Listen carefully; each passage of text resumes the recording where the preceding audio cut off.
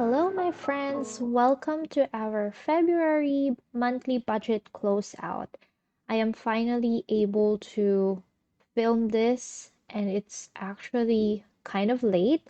I used to like filming this like exactly at the end of the month so that I'll be able to see how we did on our savings and our debt payments before we actually start the new month and before we receive new income for the new month. But life has been busy. If you know, I actually stepped away from my passion project from YouTube for during the last week of February, but it's been great. I have completed my studies, like the academic part at least, and that's been set aside. So we are back here to refocus ourselves and get back on our goals for the year. So I'm going to share with you today our budget closeout, of course, like how we actually ended up February in terms of numbers. We're going to talk about our savings, like the total amounts we've contributed, and our debt payments, our debt update or debt payoff update um, to start, to end the February and to start March. So if you are interested and if you would like to see how we did for the month of February for our finances, our financial goals, please stick around and stay tuned for more upcoming videos like this. So let's start. Let's first talk about our money goals. So we have here, I also have a separate video on our monthly resets. For the March monthly reset, it's coming up soon, but I like putting my money goals on my spreadsheet as well because again, this is kind of like a different focus for me. So I have three money goals for February, and let's look at them here. Um, the first one is to pay off our RBCR credit card, and I couldn't be more excited and more proud to share with you that we actually did this for in February. So I've been kind of MIA updating you with our weekly spendings and our debt payoff, but I really hustled to finish and pay off our second credit card on our list, and we did that this February. Next is to earn $500 on my side hustle. And we did that. Like our numbers here ended up pretty well. So, yes, I did. I think I had a question on one of my videos what side hustle I'm doing. I call it side hustle because this is not, of course, not my full-time job for now, and especially because I'm in school, I'm a full-time student. So technically, it's a side hustle for me, and the income that I receive here is not that much. I This is actually the first time or the first month that I'm bringing in this much amount to our budget or income. I usually just receive like at most $200 or something for my side hustle. So that's why I call it side hustle. But this month we even surpassed that $500 amount, which is great. And that is also because I now have two clients on my VA career. So I'm looking forward now that I'm going to do my practicum in school. I can dedicate my full hours or my full time to my VA career. Now I'm calling it a career. I'm thinking, of course, I'm not sure if I'm going to have this continue as a side hustle, if I'm going to find a full-time job next time, or I'm just gonna continue on adding more clients and have this as my full-time career. So let's see how this will turn out in the future. But we did that. 20 no spend days is a no, very big no for me. If anything, February is the most expensive month that happened because the busiest time in school And yeah, the added client, so we're doing some orientation stuff.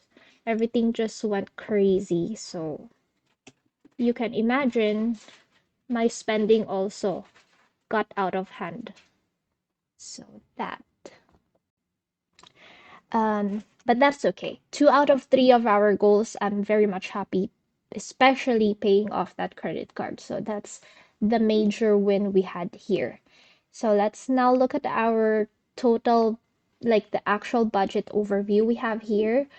For my partner's paychecks, um, he, well, he didn't really actually get like flat 1200, but this is what I always do. Like I just get 1200 from each of his paycheck, and if he gets more than that, if he receives more than that, for now we are focusing or we are reallocating that towards that payoff or any current spendings or expenses that we need to take care of during that month.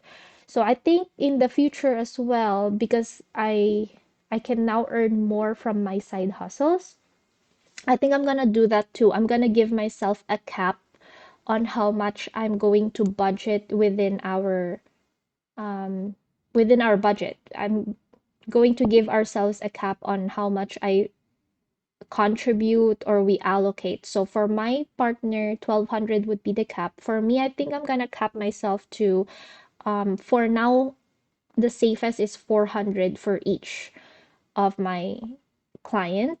So I'm kind of bringing in 800 a month. If my income goes higher, at least I'm capping to up to 1000 from me, because honestly we can live within our like our living expenses and everything. We can actually live off of my partner's paycheck. My income would supposedly be for our savings and debt payoff. But of course, ultimately, we want to be debt free. So everything excess should go towards our savings and our financial goals. That would be a future plan for us. But for now, that's what I'm going to do. So in March, you will see we will have just capped numbers, 1200 for my partner, every paycheck he receives, and for me, 400 for each paycheck, or 500 if I get more. So that would be the cap. Any excess would go towards that payment. And I just allocated or I just accounted the GIC dividend that I receive here, like the interest on my dividend, because I want to put that or I put that towards our savings challenge here.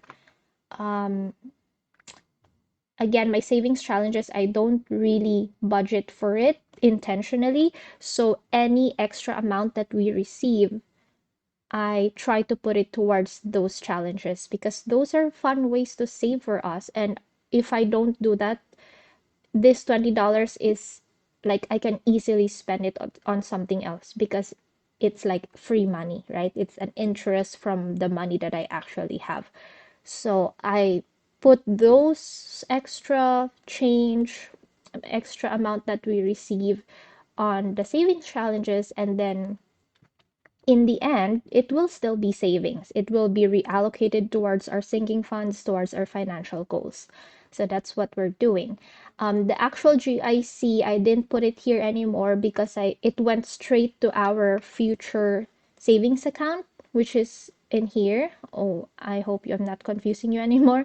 The future savings account is for our provincial nominee application here in Canada. We are trying to apply for our residency. So that is kind of like our current main goal, family and finance wise. So I did put it here. It went straight there to paying it off because we have finally, another update, we have finally submitted our application for that provincial nomination. So wish us luck. Please pray for us, hoping the best that it will turn out well for our family. And so all the money that we've been saving up from the previous months for the future sinking fund and the account already was locked in there. So now we can kind of rest a little, or we don't need to put as much after this month on the future fund. We can slowly build it up for our own future savings afterwards. So that's what's happening there. Our bills stayed the same. So if you see that there's difference between the budgeted and the actual, the budgeted amounts are rounded up a little bit just to reach that five value or tenth, and then the excess or the difference from the actual amount. So I put it towards the emergency savings account. So for this month, we were able to save 1081. For 1081 actually is from the bills. But if we're going to look at our ending numbers later on our savings dashboard, it's higher than that because I also account the, like, I round up also our expenses, like when I pay in cash, if there are cents, I round it up to the nearest tenth or the nearest whole number, and the excess I put it towards the savings account as well, the emergency savings account. So we're not fully focusing on our emergency fund right now because we want to take care and fully pay off our debt, but I'm not fully not contributing. So any amount that I have that I can put here, which is the rounded amounts, I save it there and it's slowly building up. It's building up nicely. I use the penny savings tracker that I shared with you previously on this one. Um, I'm gonna show it to you also. Like I'm gonna show a picture here on how we're doing on that tracker. So I'll show you the ending amount that we have on the emergency fund later. Our personal accounts are on pause still, but that's fine. It's like we're building up the family account for now before our own personal accounts, which is personal accounts mostly would be for our wants in the future, like savings account for the things that we want. So not a priority for now. Our debt payoff here, um, so we don't have our BCR anymore because we fully paid that off by end of January. We have CIBC. I actually budgeted 150, but I was only able to pay 55, which is a weird number because I think I just took care of what's current in the card. I use the CIBC for some of our auto payment, like auto pay bills. I like this card because it has a cashback feature on all spendings. So maybe in the future, once I actually clear this out, I will put all of our bills. I will consolidate all of our auto pay bills here so that I can maximize the cashback that we'll get. And for the MC Gold, this is our Philippine credit card that's left. I put 100. So I'm also trying to focus on this as much as I can because the balance that we have here are the things that we use to move here, to travel here in Canada. When we were about to leave and to move here, we actually we didn't have any like items or personal belongings that are for Canada. We don't have luggages, we don't have clothing for a cold country, so we technically bought everything from scratch. So we accumulated a balance here, which at the time we weren't able to pay anymore. Like we didn't have the capacity to pay anymore. So at least now I'm slowly paying it off and I'm going to close this off afterwards. So my due date for myself here is June this year. If I can do it sooner, that would be great, but that's like the total deadline for me. I have to close this out. Um, we don't need this anymore. I'm just paying this off. There's no incoming bills here anymore. So that's that. I didn't do much on CIBC because I took care of a lot of our current expenses for the month. So for example, here in future, I gave 300. The GIC we received was 700, so I added 300 to close it out to 1,000, and that completed our settlement fund to submit our application. So that's that. And then for health, I paid 425. This is for me and my partner's medical bill. It's the deductible. So he had dental procedures. We had to pay the deductibles for some, yeah, a couple of us like our dental visits and some chiro. So I had to take care of that. I took care of that right away instead of let it sit in the card again. So instead of paying off the CIBC, I focus on the current ones. For me here, I have 110 because this I took out from my side hustle income. 100 is for the monitor that I bought for myself or for my work. So I invested in a monitor because I now have two clients and my laptop is quite small and my eyes are restrained. So that's an investment I made this month and I paid it right away. That's why it's a big amount here. I'm not gonna go through the other sinking fund categories we have here, the amounts that I put, because for sure they didn't stay there. Like if you see these numbers here, it's not in the envelope anymore. So my plan for March actually is to reorganize my sinking funds again, like recategorize them maybe, or like really think about what's inside each of these categories because I tend to put the amounts in and take them out days after or even right away.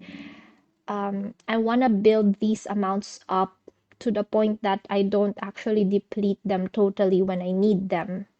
But it's fine for now. Like I'm happy I have these sinking funds and I can pull some amount when I need them when I need them. So at least that's working out for us. I don't have to put it all towards the card. So that's helpful. I just need to kind of reorganize them again.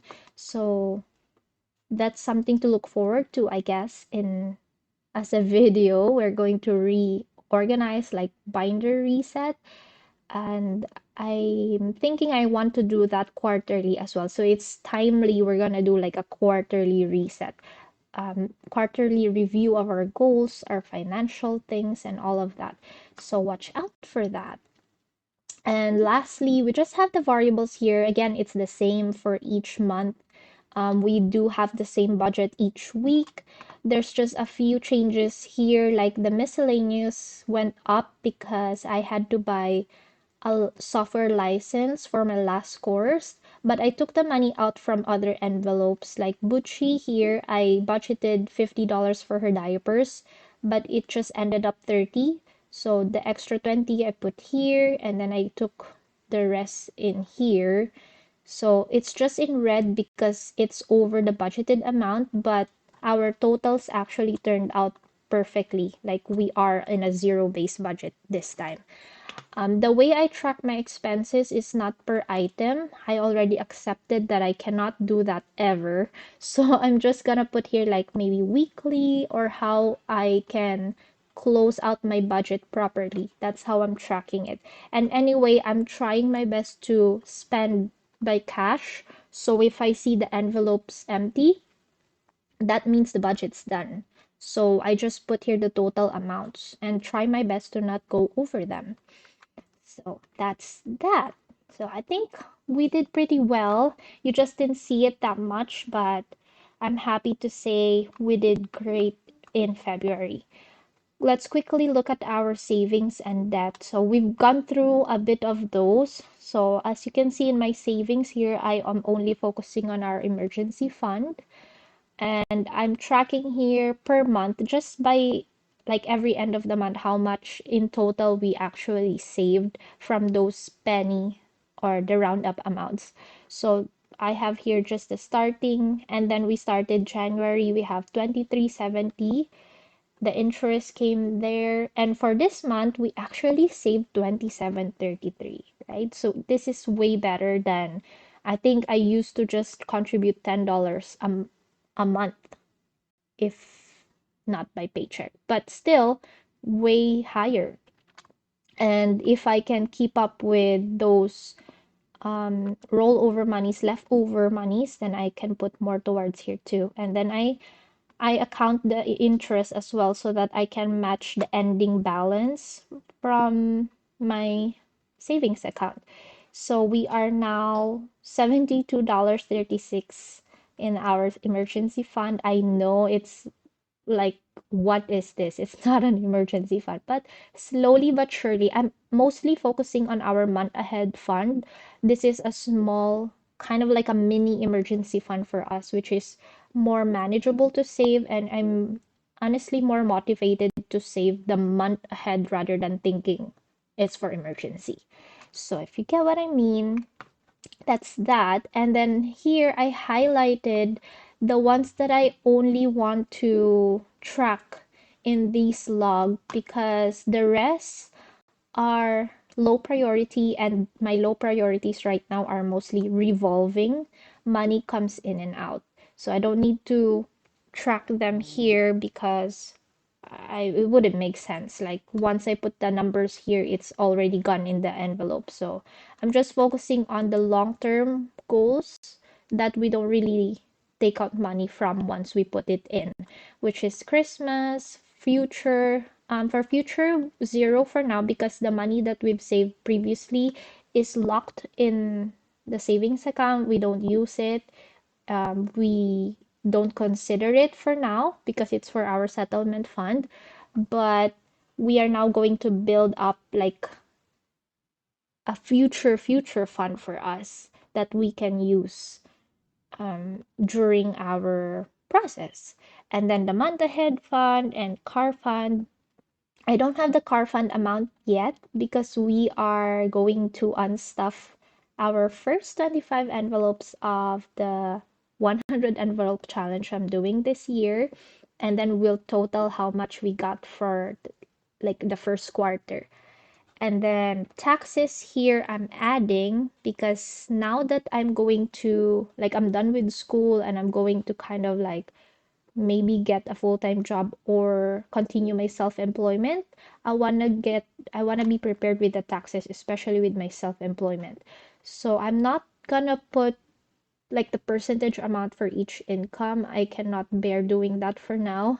I'm gonna just slowly build this up until 1,000 maybe, and then we'll just see. We'll just see how it goes. This is actually my first time doing this ever, so I don't know how to do it yet properly, and I don't know how to feel about it saving up for something that is, getting like setting aside, not using in the budget.